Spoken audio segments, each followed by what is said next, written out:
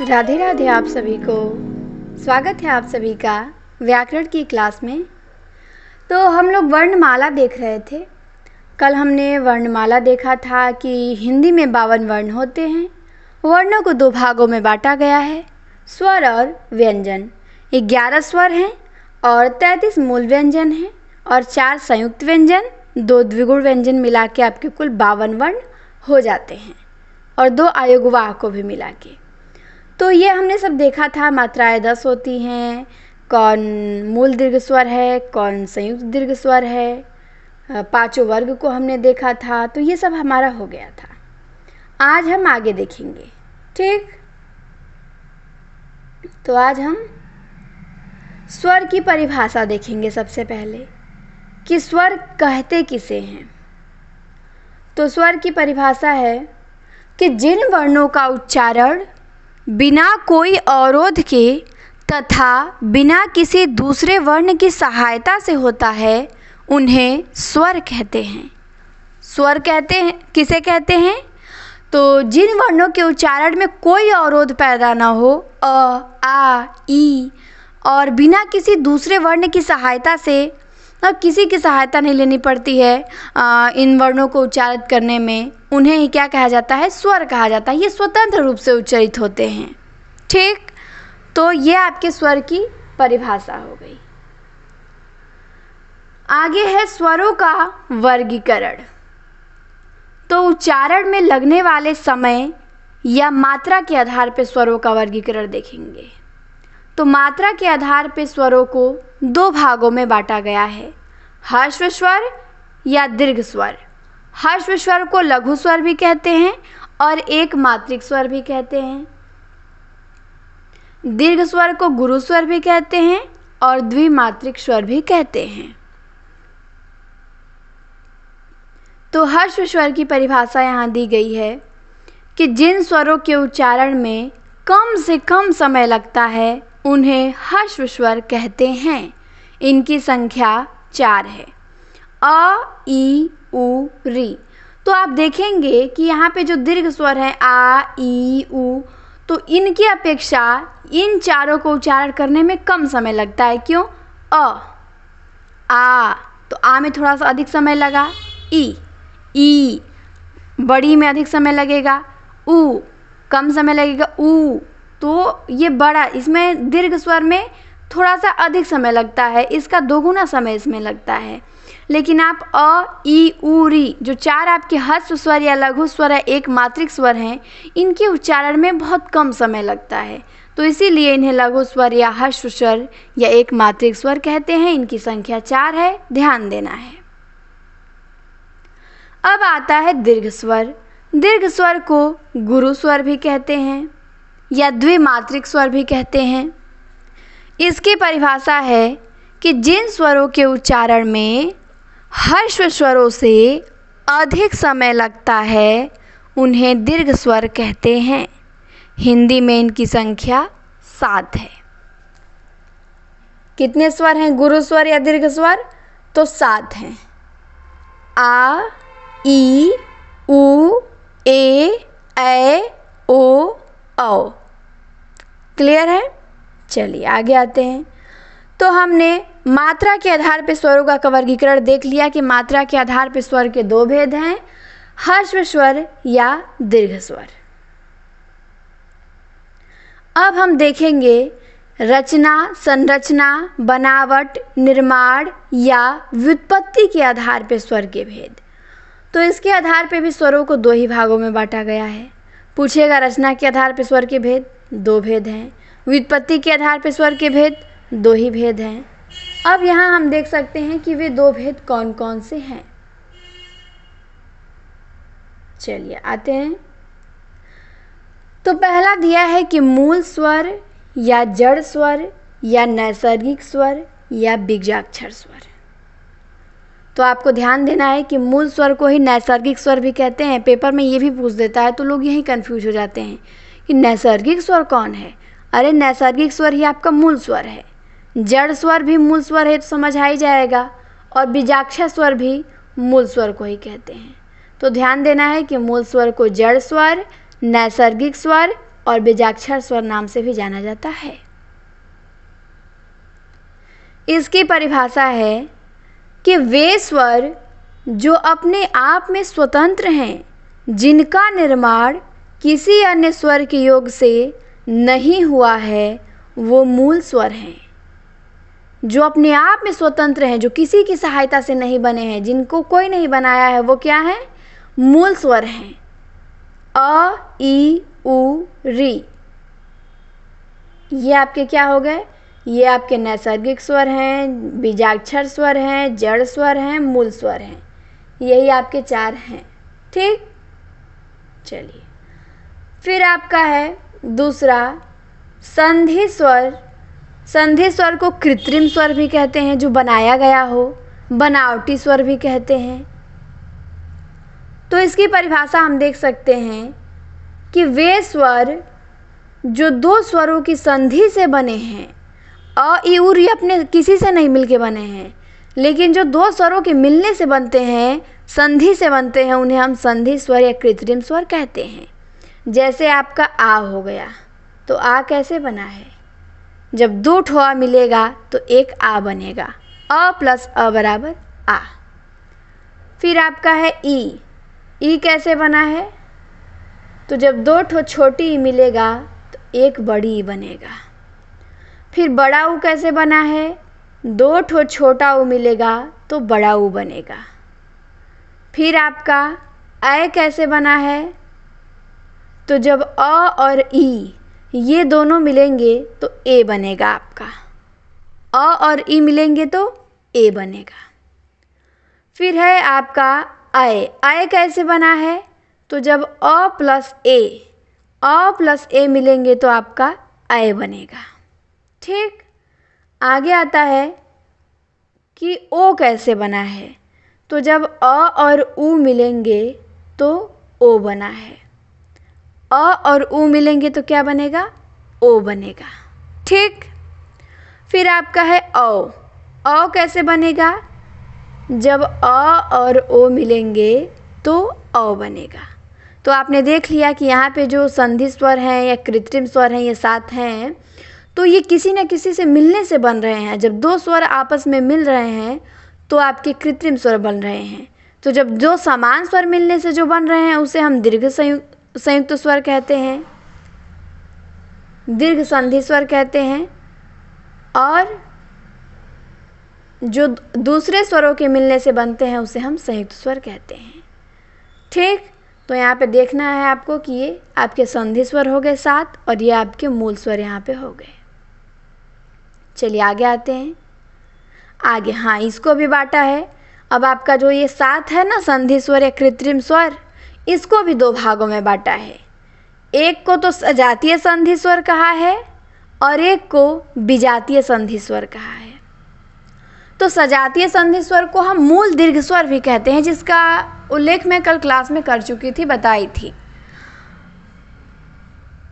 तो संधि स्वर को भी 2 भागों में बांटा जा सकता है। एक तो सजातीय संधि स्वर, सजातीय जो समान स्वरों के मिलने से बना है, और विजातीय संधि स्वर जो अलग अलग स्वरों के मिलने से बना है। तो सजातीय संधि स्वर को मूल दीर्घ स्वर भी कहते हैं और विजातीय संधि स्वर को संयुक्त दीर्घ स्वर कहते हैं। तो हम इसकी परिभाषा देख सकते हैं सजातीय संधि स्वर की।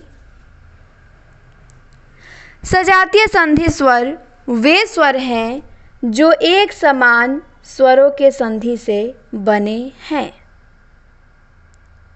जैसे अ प्लस अ, आ हो गया। देखिए 2 समान स्वर मिल रहे हैं, अ और अ मिल के आ बना रहे हैं। फिर 2 समान स्वर, 2 ठो ई मिल रहा है तो बड़ी ई बन रहा है, 2 ठो छोटा ऊ मिल रहा है तो बड़ा ऊ बन रहा है। तो यहाँ पे समान स्वर मिले हैं, तो इसीलिए हम इसको मूल दीर्घ स्वर भी कहते हैं कि ये दीर्घ स्वर का ये हैं तो दीर्घ स्वर। मात्रा का उच्चारण में अधिक समय लगता है आ, ई, उ, लेकिन ये 2 मूल स्वरों के मिलने से बनते हैं, इसीलिए ये क्या है? मूल दीर्घ स्वर है। चलिए आते हैं विजातीय संधि स्वर पे। तो विजातीय संधि स्वर की परिभाषा है कि विजातीय संधि स्वर वे स्वर हैं जो अलग अलग स्वर की संधि से बने हैं। जैसे यहाँ पे देखिए ए बना है, तो जो ए बना है ये अ और ई दो अलग अलग स्वरों के मिलने से बना है। फिर आपका ऐ, तो अ प्लस ए के मिलने से ऐ बना है। फिर अ प्लस उ के मिलने से ओ बना है और अ प्लस ओ के मिलने से औ बना है।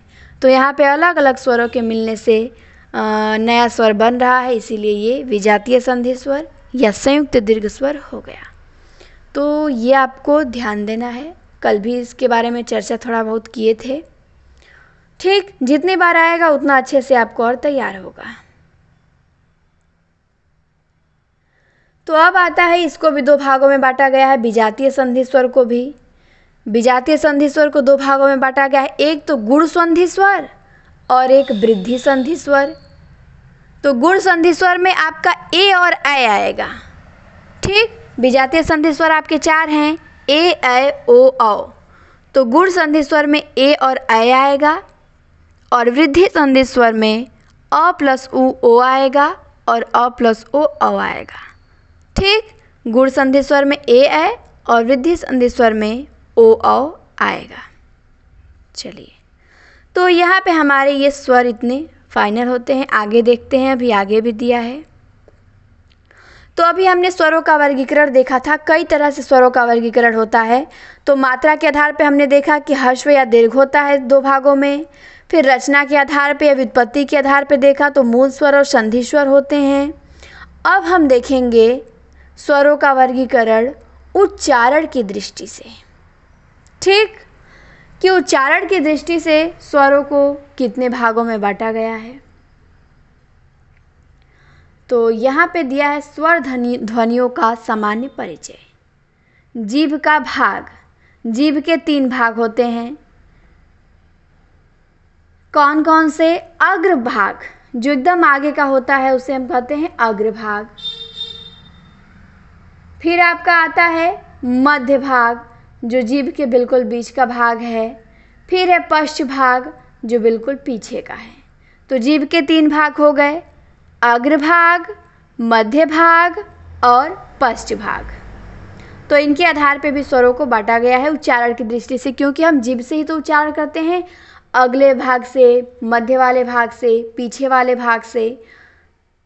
तो पहले हम देखेंगे अग्रभाग की परिभाषा। दिया है कि जिन स्वरों के उच्चारण में जीभ का अगला भाग ऊपर नीचे उठता है उसे अग्र स्वर कहते हैं। जैसे ई, ए। तो ये आपके क्या हो गए? अग्र स्वर हो गए। तो 4 आपके अग्र स्वर हैं, इनको उच्चारण करके आप देखिए। इसको उच्चारण करने में जो जीभ का आगे का भाग है वो ऊपर नीचे उठता है, ई, ए, ऐ। ठीक, तो ये आपके अग्र स्वर हो गए। तो 4 अग्र स्वर हैं, इन्हें आपको ध्यान देना है। कितने अग्र स्वर हैं? 4, ई, ए, ऐ। याद रहेगा, अग्र स्वर कितने हैं? 4 हैं, ई, ए, ऐ। अब आता है मध्य भाग। तो मध्य भाग किसे कहते हैं? कि हिंदी में अ स्वर केंद्रीय स्वर या मध्य स्वर है।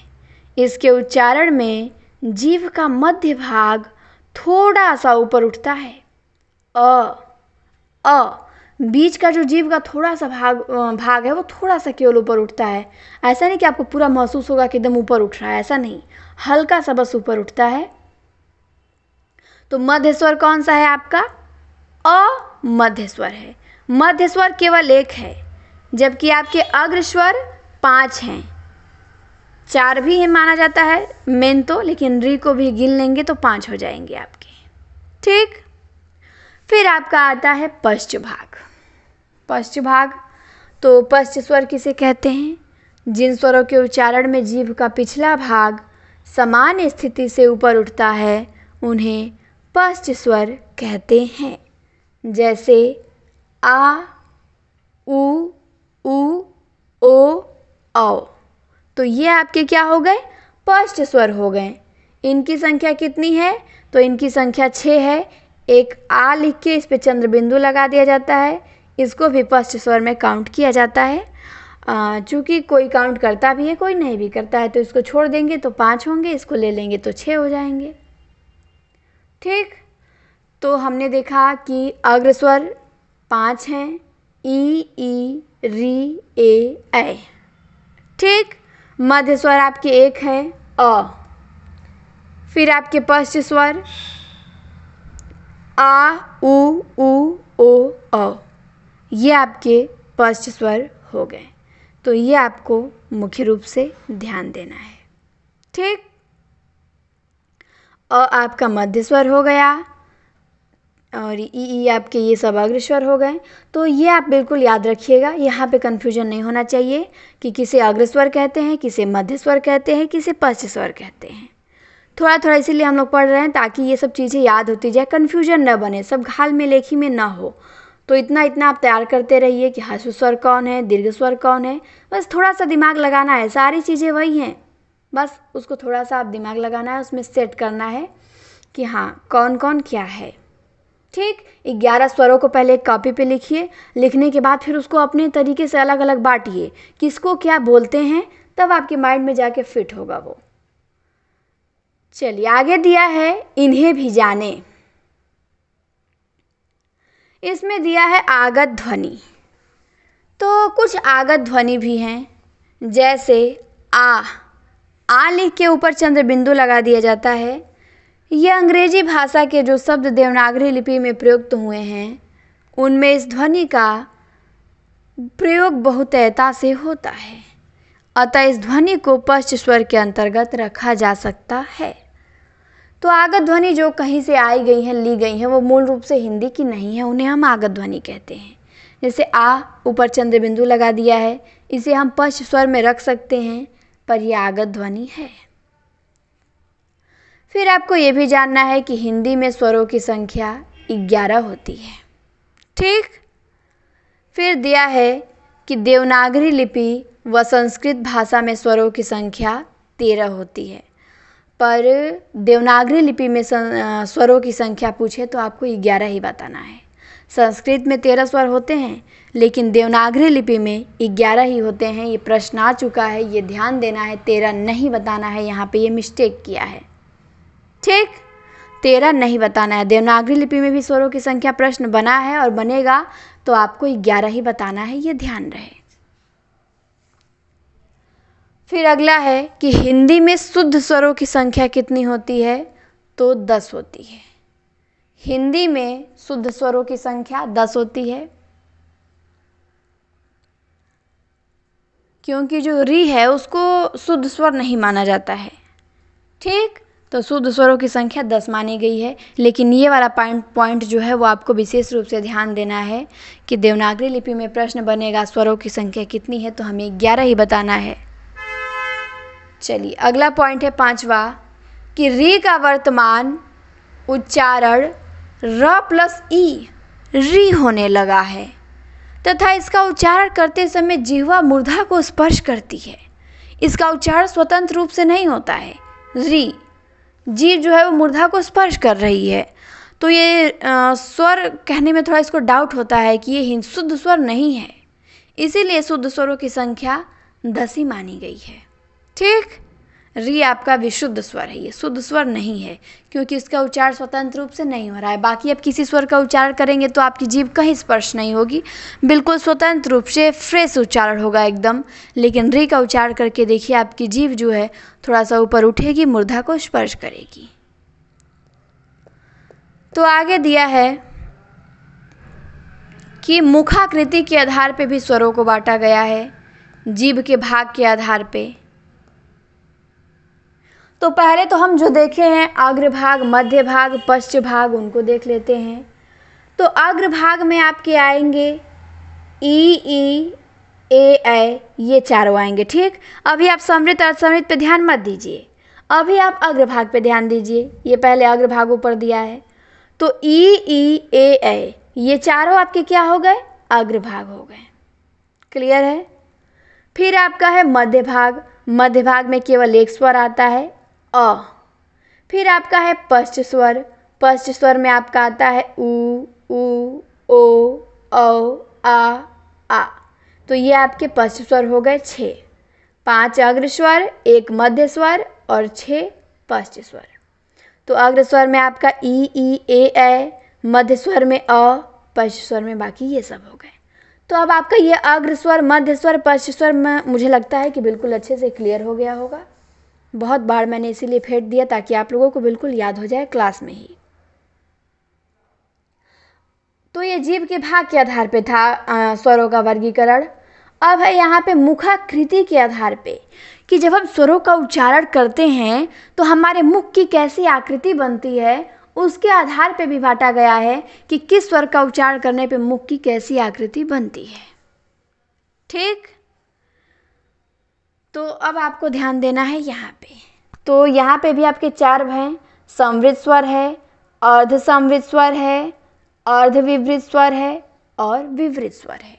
तो संवृत स्वर आपके 4 हैं। कौन कौन? ई उ ऊ। ये आपके 4 संवृत स्वर है, नोट कर लीजिएगा। ई उ क्या है? संवृत स्वर हैं। फिर आपके है अर्ध संवृत स्वर।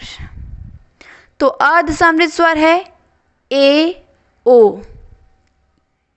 ठीक, फिर है अर्ध विवृत स्वर। तो अर्ध विवृत स्वर में आपका आएगा ए अ औ। ए औ, यह आपका अर्ध विवृत स्वर है। और विवृत स्वर में क्या आएगा? आ। विवृत स्वर आपका केवल एक ही है, आ। तो 4 समृत स्वर हैं, ई उ। क्लियर? अर्ध समृत स्वर ए ओ। अर्ध समृत स्वर केवल 2 हैं, समृत स्वर 4 हैं। समृत स्वर कितने हैं? 4 हैं। ई उ। अर्ध समृत स्वर 2 हैं, ए ओ। अर्ध विवृत स्वर ये भी 4 हैं, ए अ आ ये चंद्रबिंदु वाला है अर्ध विवृत में। केवल जो आपका मूल आ है ये विवृत स्वर है। ठीक, तो मुखाकृति के आधार पर भी हमने देख लिया कि समृत है ई उ, अर्ध समृत है ए ओ, अर्ध विवृत है ए अ औ और विवृत है आ। तो अब आप लोगों को याद हो गया होगा ये। ठीक, अच्छे से देख लीजिएगा, कॉपी पे नोट करिएगा, फिर क्लास के बाद सोचिएगा थोड़ा कि कौन समृत है, कौन अर्ध समृत है, कौन विवृत है, कौन अर्ध विवृत है, कौन अग्र स्वर है, कौन मध्य स्वर है। बिल्कुल आसान है, थोड़ा सा ध्यान देने की बस ज़रूरत है। ठीक, तो उम्मीद करते हैं कि आज जितना पढ़ें आपको समझ में आया होगा। आज के लिए इतना ही, फिर आपसे मिलेंगे हम अगली क्लास में। ठीक, अभी कल भी स्वरों का वर्गीकरण देखना है। तो ये जो हम आज वर्गीकरण वाला चार्ट देखे हैं ना, इसको कल भी देखेंगे। तो आज समझ में ना आया तो परेशान ना होइएगा, इसको कल भी देखा जाएगा, इसकी परिभाषा के साथ देखा जाएगा। आज सुबह से ऐसे देख लिया गया है ताकि एक माइंड में बना रहे सेट, ताकि कल देखें तो और मजबूती से वो याद हो, हमें अच्छे से आसानी से समझ में आए। तो कल फिर हम इसे देखेंगे, परिभाषा के साथ देखेंगे। ठीक, तो अभी स्वर ही चलेगा क्योंकि स्वरों को कई दृष्टि से कई भागों में बांटा गया है और बहुत मेन है, ये बहुत महत्वपूर्ण है। ये सब चीज़ें तैयार होनी चाहिए, इसमें कोई लापरवाही नहीं। वर्णमाला ना तैयार हो, ये सब चीज़ें ना तैयार हो तो फिर व्याकरण का फ़ायदा ही क्या पढ़ने का। तो चलिए फिर मिलते हैं नेक्स्ट क्लास में। आज के लिए इतना ही। क्लास देखने के लिए आप सभी को बहुत बहुत धन्यवाद।